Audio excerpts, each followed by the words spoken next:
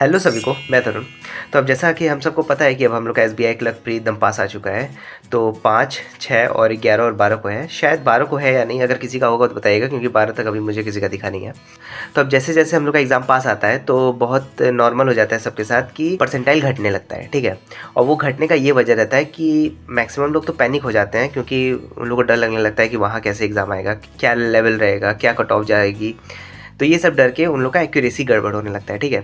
और मैं पहले भी बता चुका हूँ कि एक्यूरेसी जो है वो डायरेक्टली प्रोपोर्शनल है हमारे परसेंटाइल से, ठीक है। तो अगर जितना एक्यूरेसी घटेगी उतना हम लोग का परसेंटाइल घटेगा, और जितना एक्यूरेसी बढ़ेगा उतना हम लोग का परसेंटाइल बढ़ेगा, ठीक है।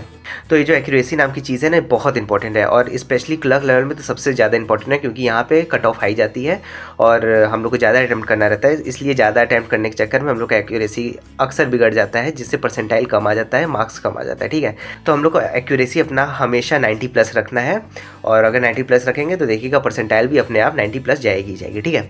तो इस वीडियो में मैं इसी बारे में बताऊंगा, क्योंकि मेरी भी एक्यूरेसी पहले बहुत गड़बड़ रहती थी, 70, 75, 80, 85 ऐसे रहती थी, उसकी वजह से परसेंटाइल बहुत कम रहता था। लेकिन अब ऐसा नहीं है, अब सुधर चुका है, और मुझे पता है कि कैसे सुधरा है, इसलिए उसी पॉइंट्स को मैं यहाँ बताऊँगा। और आप लोग भी अगर उसको अपने मॉक में या अपने रियल एग्जाम में उसको फॉलो करेंगे तो पक्का सही रहेगा, ठीक है। तो सबसे पहले मैं प्रूफ दिखा दूं, क्योंकि मैं हवा में बात नहीं कर रहा हूँ इसलिए। तो ये मैंने अड्डा का मॉक दिया था, जिसमें कि मेरी एक्यूरेसी थी 98.80 और परसेंटाइल था 98.10। इसमें मैंने 84 क्वेश्चंस किए थे, जिसमें से कि एक क्वेश्चन ही केवल गलत हुआ था, और वो भी केवल और केवल इंग्लिश में गलत हुआ था। वो भी सिली मिस्टेक था, और ये केवल एक ही नहीं है। मैं इस सीज़न का जितना भी एसबीआई क्लर्क का मॉक दिया हूँ, सब में मेरी परसेंटाइल और एक्यूरेसी ठीक ठाक ही रही है। और ये मैं अपनी तारीफ़ नहीं कर रहा हूँ, मैं बस एक तरीके से दिखा रहा हूँ कि आप लोगों को भी ट्रस्ट है कि जो आपको बता रहा है तो उसका भी इतना आ रहा है। और पहले मेरा भी बहुत गंदा आता था, इसलिए मैं कैसे सुधारा हूँ इसलिए बता रहा हूँ, ठीक है। तो चलिए अब मैं पॉइंट टू पॉइंट बात करके सब कुछ बताता हूँ। तो सबसे पहला पॉइंट देखते हैं हम लोग, जो कि इंग्लिश के बारे में है। तो आप लोग ध्यान देंगे कि अगर आप लोग की एक्यूरेसी बिगड़ भी रही होगी ना, तो केवल इसी सब्जेक्ट की वजह से बिगड़ रही होगी, क्योंकि इसमें कुछ चीज़ फिक्स नहीं रहता है, ठीक है। क्योंकि आंसर जो एग्जामिनर का रहेगा, हो सकता है हम लोग अलग तरीके से सोच रहे हो, तो उस तरीके से आंसर कभी कभी वेरी कर जाता है, ठीक है। लेकिन जो बाकी दो सब्जेक्ट बचा, रीजनिंग और मैथ्स, उसमें क्या होता है कि हम लोग जो सॉल्व करते हैं वही हम लोग का आंसर आता है। तो इस वजह से उन दोनों सब्जेक्ट में एक्यूरेसी अच्छी रहती है, और अच्छा ही नहीं रखना है, उसमें एक्यूरेसी 100% रखना है दोनों सब्जेक्ट में, ठीक है। अगर इससे कम आ रहा है तो मतलब कुछ गड़बड़ है, उसमें तुक्का लग रहा है, और वो दोनों सब्जेक्ट तुक्का लगाने लायक रहता नहीं है, ठीक है। तो अगर इंग्लिश की बात करते हैं तो एक चीज़ ज़रूर याद रखिएगा कि इंग्लिश में केवल और केवल कैलकुलेटेड रिस्क के साथ चल रहा है। अब कैलकुलेटेड रिस्क क्या होता है? जैसे कोई 2 ऑप्शन है, उसमें हम लोग को कन्फ्यूजन हो रहा है, तब हम लोग तुक्का लगा सकते हैं। अदरवाइज अगर 3 या 3 से ज़्यादा में कन्फ्यूजन है तो समझ लीजिए वो क्वेश्चन हम लोग को नहीं आ रहा है, और अगर हम लोग उसको टिक कर रहे हैं तो पक्का वो गलत होने वाला है। तो इंग्लिश सेक्शन में सबसे इंपॉर्टेंट यही है कि कन्फर्म्ड आंसर के साथ जाएँ, जो आ रहा है वही टिक करें। भले 20 हो रहा है ना, केवल उसी को टिक करें, क्योंकि हम लोग का ओवरऑल एवरेज मार्क्स हम लोग का इंग्लिश में 20 ही आता है अप्रॉक्स, ठीक है। और अगर क्लर्क की बात करें तो उसमें 20+ आ जाता है।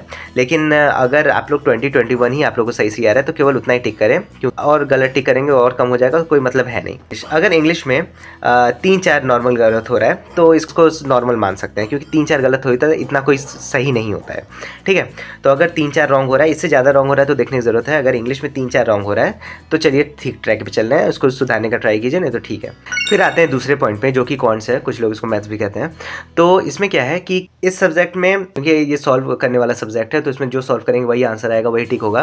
तो इसमें सबसे ज़रूरी है सिली मिस्टेक करने का, ठीक है। क्योंकि सॉल्व करते वक्त ही अगर आप लोग गलत करेंगे तो नॉर्मल सी बात है कि एक्यूरेसी गड़बड़ होगी, और एक्यूरेसी बिगाड़ने का केवल काम इसी का है, तो इसी के पास रहने दीजिए, क्वांट्स और रीजनिंग में मत जाने दीजिए। इसमें 100% एक्यूरेसी रहनी चाहिए, कुछ भी करके 100% रहनी चाहिए।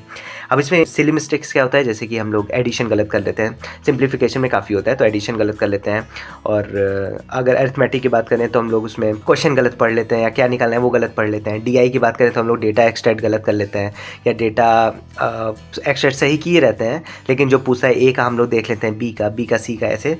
तो ये मिस्टेक हम लोग को कौन सी सुधारनी है, और सिली मिस्टेक सुधार सकते हैं, क्योंकि जो आप लोग एनालिसिस कीजिएगा तो उसमें जो सिली मिस्टेक आ रहा है उसको एक कॉपी पे लिखिएगा। तो अगर लिखने से क्या होता है ना, दिमाग में बैठ जाता है, तो वो आगे से होता नहीं है। तो कौन में सिली मिस्टेक कैसे इंप्रूव कर सकते हैं। अच्छा, एक बात और कि अभी ये सब अगर जर्नी लगता हो आप लोग को तो ज़रूर एक लाइक कीजिएगा और सब्सक्राइब कीजिएगा, और अगर नहीं पसंद होगा तो आप लोग डिसलाइक भी कर सकते हैं। तो देखिए नेक्स्ट पॉइंट आता है रीजनिंग के बारे में। रीजनिंग और कॉर्ड्स का सेम ही है, उसमें भी सिली मिस्टेक से अवॉइड करना है। रीजनिंग में क्या गलत होता है कि हम लोग सबसे ज़्यादा पजल में गलत करते हैं, और पजल में अगर एक बार हम लोग पढ़ने करने में गलत कर देना तो फिर वो पूरा पूरा पजल और पूरा का पूरा 5 नंबर चला जाता है, प्लस उसमें जो नेगेटिव मार्किंग रहता है वो भी। तो सबसे ज़रूरी है कि रीजनिंग में ना स्क्रीन पे हाथ रख रख के पढ़ना है, क्योंकि उसमें हम लोग अक्सर देख लेते हैं कि बी अगर ए के ऊपर बैठा है तो हम लोग ए को बी के ऊपर बैठा देते हैं, या कुछ भी ऐसा एक गलत पढ़ लेते हैं जिससे पूरा का पूरा पजल ख़राब हो जाता है। तो ये और वो जो अल्फ़ा न्यूमेरिक आता है तो उसमें क्या होता है ना कि कभी कभी सेंटर पे उन लोग का फॉन्ट क्योंकि बहुत बड़ा रहता है तो स्लाइडर रहता है, और पूरा एक जो अल्फ़ा न्यूमेरिक का पूरा जो लाइन रहता है ना वो एक में आता नहीं, तो स्लाइड करके हम लोग आगे बढ़ना रहता है। तो अक्सर वही हम लोग प्रेशर में भूल जाते हैं स्लाइड करके आगे देखना। तो अगर लास्ट से कुछ पूछता है तो हम लोग 20 से ही उसको कैलकुलेट कर लेते हैं, ठीक है। तो ये ध्यान रखिएगा, और सिलॉग्स वगैरह भी ध्यान से करना रहता है, उसमें ज़्यादा गलती नहीं होता है। और एक गलती बहुत होता है वो जो अल्फ़ा न्यूमेरिक जैसा ही जो नंबर वाला आता है, ठीक है, जो 3-3 नंबर करके लिखा रहता है, फिर उसमें बोलता है कि सेंडिंग ऑर्डर से चलो डिसेंडिंग ऑर्डर से, तो उसमें बहुत ज़्यादा कंसंट्रेशन चाहिए रहता है, तो उसको बहुत ध्यान से करना रहता है, ठीक है। तो रीजनिंग में यही सब जगह कुछ कुछ गलती होती है। और रीजनिंग में भी अगर आप लोग टाइम दे के, मतलब टाइम इतना नहीं देना है कि एक क्वेश्चन को 2 मिनट, थोड़ा सा कंसंट्रेशन के साथ सब कुछ भूल के, टाइमर भूल के, सब कुछ प्रेशर भूल के, थोड़ा सा कंसंट्रेशन के साथ अगर रीजनिंग करेंगे ना तो इसमें भी 100% एक्यूरेसी जाएगी और 35 आउट ऑफ 35 होगा, ठीक है। ये रीजनिंग ही ऐसा सेक्शन है जो क्लर्क लेवल में हम लोग को सिलेक्शन दिला सकता है। और क्वांट्स में क्या होता है कि 25 अगर आप लोग जा रहे हैं तो अच्छी बात है, इससे अगर 25 आगे बढ़ रहा है ना तो देखिएगा जो कॉन्फिडेंस आ जाता है ना, फिर वो कॉन्फिडेंस ही हम लोग का पेपर खूब ड्राइव करते जाता है। और इंग्लिश में अगर वैसे तो सब 30 में 30 करते हैं, लेकिन अगर आप लोग एक्यूरेटली भी 35 अप्रोच कर रहे हैं तो काफ़ी ठीक है, ठीक है। 80+ अगर ओवरऑल अटैम्प्ट जा रहा है तो ठीक है, 80+ क्योंकि एक्यूरेसी के साथ, तो अगर 80+ जा रहा है तो काफ़ी अच्छा है, ऐसे ही करते रहना है। और अगर अभी 80+ नहीं जा रहा है तो टेंशन लेने की ज़रूरत नहीं है, क्योंकि ज़रूरी नहीं है कि जो घर पे मॉक हम लोग देते हैं तो वैसा ही हम लोग का मेन एग्ज़ाम भी जाए। घर का मॉक क्योंकि कठिन आता है, एग्ज़ाम हम लोग का इजी आता है, तो हो सकता है कि इजी चला जाए। क्योंकि मैं एक एग्जांपल दूं तो अभी SBI PO प्री और IPS PO प्री जो हुआ था वो मैं बिना मॉक दिया था, और मेरा दोनों क्वालिफाई हो चुका था। तो इस तरीके से मॉक पे कभी डिपेंड, मॉक एक केवल प्रैक्टिस रहता है, वो उससे अपने आप को कुछ जज मत कीजिए। और इन सब पॉइंट के अलावा जितना भी बच रहा है वो मैं डेली शॉर्ट्स जो बना रहा हूँ SBI क्लर्क एग्जाम तक उसमें कवर कर रहा हूँ, तो वो आप लोग ज़रूर देखिएगा, मैं भी यहाँ पे दिखा दूंगा। इसमें मैं वो सभी छोटी छोटी चीज़ कवर कर रहा हूँ ना जो कि हम लोग को दिक्कत देती है, क्योंकि मैं भी एस्पिरेंट हूँ तो समझता हूँ, तो उसी को कवर कर रहा हूँ, तो उसको आप लोग देखिएगा। इन सब के अलावा भी कोई अगर आप लोग कन्फ्यूजन होगा तो ज़रूर बताइएगा, और कॉन्ट्स में दिक्कत आ रही है तो यहाँ क्लिक कीजिए। तो चलिए तब तक thank you so much, bye bye.